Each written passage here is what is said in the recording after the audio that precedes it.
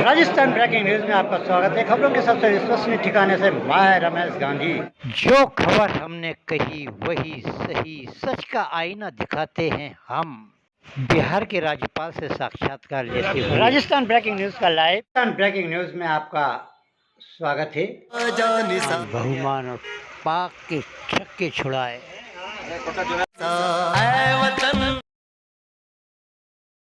चीन की communist party के अंतर्राष्ट्रीय विभाग के तहत China association for international friendly नियंत्रण गए 3 सदस्य प्रतिनिधि मंडल थे।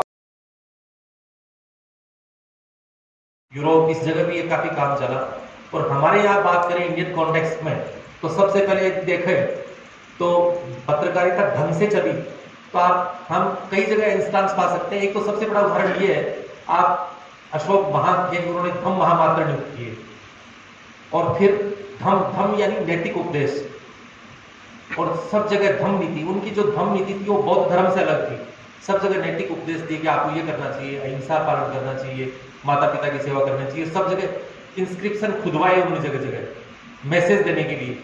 ऐसे ही बहुत सारी जगह आज से 150 साल पहले कई सिटीज के अंदर एक आदमी इकट्ठा होता था, अक्सर जगह सूचना एक पर्टिकुलर घंटा घर के नीचे लिख देता था चौक से कि सब पढ़ लो इसको आप।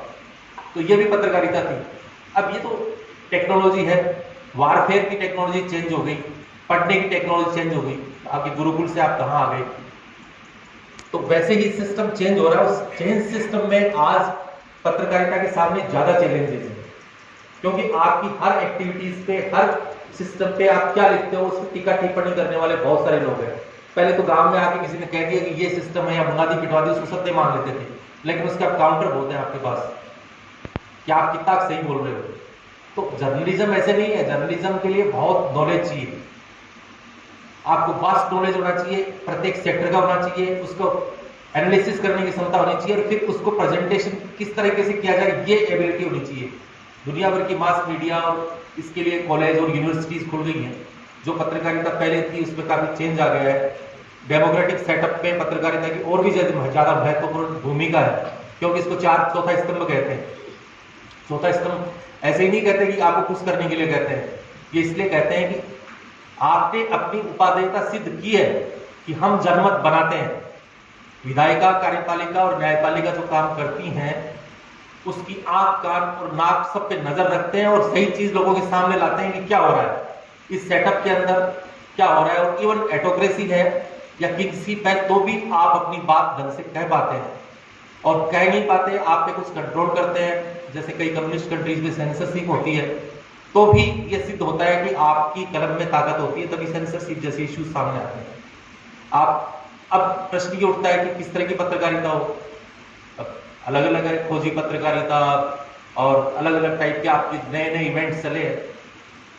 कोई एडवेंचरस पत्रकारिता, कोई आपके युद्ध चल रहा है उसके बीच में जाके वहां कहते हैं, हेलीकॉप्टर में जाके कर रहा है कि हम नीचे से ये हो रहा है, अब नीचे गोलियां चल रही हैं।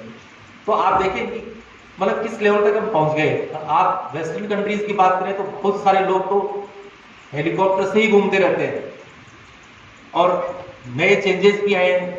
जिस पत्रकारिता प्रोफेशन में पहले बहुत कम पैसे मिलते थे, आज ऐसे लोग भी हैं जो करोड़ों के पैकेज हैं, आपको सबको पता है। ऐसे भी लोग हैं जिनको 1-1 घंटे लोग सुनते हैं, जो दशा और दिशा सब पे मनन करते हैं, और जिनकी 1 घंटे का लेक्चर या स्पीच है वो खलबली मचा देता है।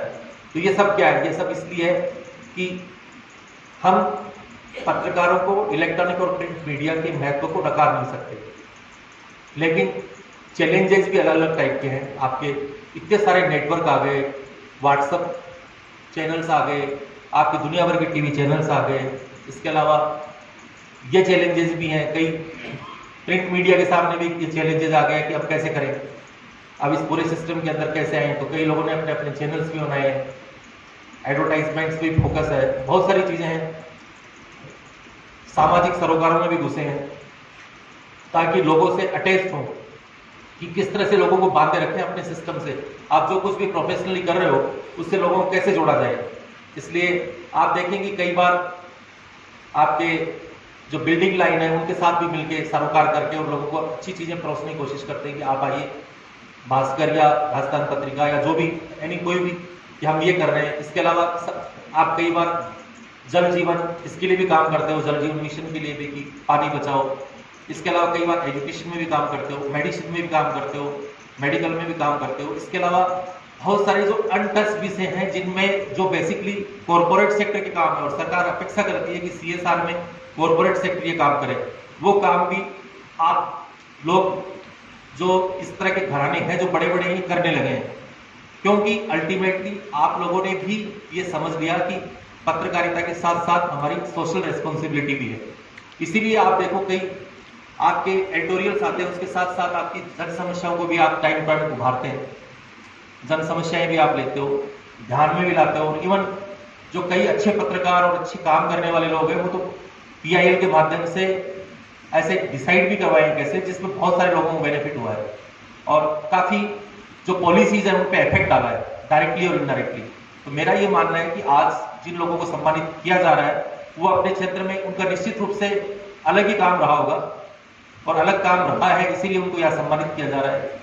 तो निश्चित रूप से उन्होंने सही चीजें सरकार के सामने लाई होंगी, गलत चीज है वो भी लाई होंगी ताकि वो सुधार करें। पत्रकार का काम यही नहीं है कि नेगेटिविटी करे, उसका काम ये भी है कि सच्ची चीजें जो हैं, अच्छी चीजें हैं वो लोगों के सामने लाए और जो गलत हो रहा है उसको भी सामने लाए, उसमें ही नहीं डरे। दोनों तरफ से उसके एस्पेक्ट होने चाहिए, क्योंकि एक प्रकार से रिफॉर्म्स की जिम्मेदारी पत्रकार होने के साथ साथ वो एक नागरिक भी है, समाज का एक व्यक्ति भी है, तो उसकी जिम्मेदारी बनती है कि सही चीजें भी सामने हैं तो बुरी चीजें भी सामने हैं। और मुझे लगता है कि आज तक हमारे जो देश के अंदर जो पत्रकारिता है वो काफी सक्सेसफुल रही है। अपन चारों कंट्रीज की बात करें, आप बांग्लादेश, पाकिस्तान, नेपाल, इन सब से आप कंपैरिजन करें, मैं अमेरिका और यूरोप से कंपैरिजन नहीं कर रहा, लेकिन इसके बावजूद भी एक स्तर तक पत्रकारिता पहुंची है, प्रोटेक्शन भी मिला है। हाई कोर्ट और सुप्रीम कोर्ट जो जुडिशरी है उसने भी प्रोटेक्ट किया है। कई बार आंच भी आई है कि भाई इसमें प्रेस की स्वतंत्रता, अभिव्यक्ति की स्वतंत्रता में क्या क्या शामिल है। तो कई बार कई ऐसे डिसीजंस हुए जो इन्होंने आपको प्रोटेक्ट करने की कोशिश की है। तो कुल मिला के मेरा ये मानना है कि पत्रकारिता का जो लेवल और उसका प्रोटेक्शन का लेवल काफी मेच्योर हो चुका है। छोटी मोटी चीजें हैं तो अभी काफी इंप्रूवमेंट हो रहा है। प्रेस काउंसिल भी बनी है, आप लोगों के जैसे और सिस्टम्स भी जनरेट हुए हैं, आप लोगों को गवर्नमेंट ने भी फैसिलिटेट करने की कोशिश की है, चाहे वो नगर पालिका शहरी क्षेत्र में रह रहे हैं उनको जो डेजिग्नेटेड पत्रकार है उनको आवास की व्यवस्था के लिए प्लॉट्स देने की बात हो, या फिर आपके रोडवेज बसों में जाने की व्यवस्था हो, और वो काफी कुछ जो चेंजेस आप देखें 50-60 साल पहले थे वो आज नहीं है और आज है वो आगे नहीं होंगे। यानी समय के हिसाब से सारी स्थितियां चेंज हो रही हैं और आपको बुला के सम्मानित किया जा रहा है, ये भी एक चेंज है। आज से 50 साल पहले कहाँ सम्मानित करते थे बताओ आप, कोई रेयर होते थे, 2-4 घराने जैसे महाराणा मेवाड़ फाउंडेशन है और है, या लिमिटेड जगह पर सम्मान मिलता था। तो हम नीचे तक पहुंचे हैं, क्योंकि एक जो गांव में बैठा पत्रकार है वो भी अच्छी सर्विसेज दे सकता है, उसको भी रिकॉग्नाइज करना चाहिए कि अच्छी सर्विसेज कर रहा है।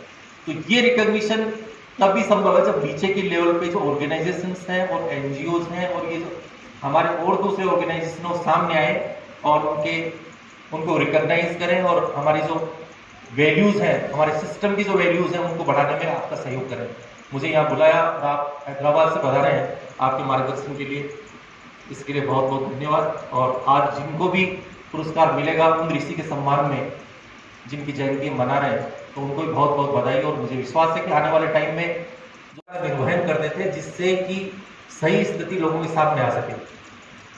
अब प्रश्न ये उठता है कि ऐसी क्या बात थी कि देव ऋषि नारद हर समय प्रकट होते थे। मेरे हिसाब से देव ऋषि नारद एक परंपरा थी पत्रकारिता की, तो जो जिस समय इस परंपरा का निर्वहन करता था वो ही नारद था। जैसे टाइम भी अपन पढ़ते हैं, कई बार मैं भी सोचता हूँ कि वशिष्ठ मुनि पहले भी हुए, फिर हम पढ़ते हैं हिस्ट्री में कि वशिष्ठ मुनि ने माउंट आबू में यज्ञ भी किया। वशिष्ठ मुनि बार बार प्रकट होते हैं।